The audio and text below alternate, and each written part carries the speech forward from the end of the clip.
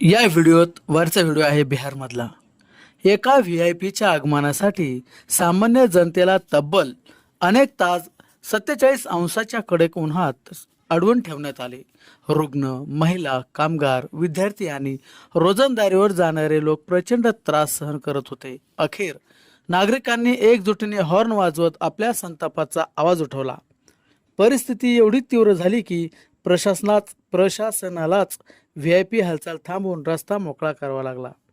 देशातून ही अन्यायकारक व्ही-आय-पी संस्कृती संपली पाहिजे. जनतेला वेठीस धरणाऱ्या व्यवस्थेविरोधात आवाज उठवणे हीच खरी लोकशाही आहे.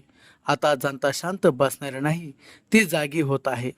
तर दुसरा खालचा व्हिडिओ आहे तामिळनाडू येथील मुख्यमंत्री विजय थलपती यांनी व्ही-आय-पी संस्कृती बाजूला ठेवून नागरिकांना त्रास होणार नाही यासाठी आपला ताफा स्वतंत्र मार्गाने वळविला. शिवाय कोणत्याही नागरिकाला अडवून ठेवण्यात आले नाही.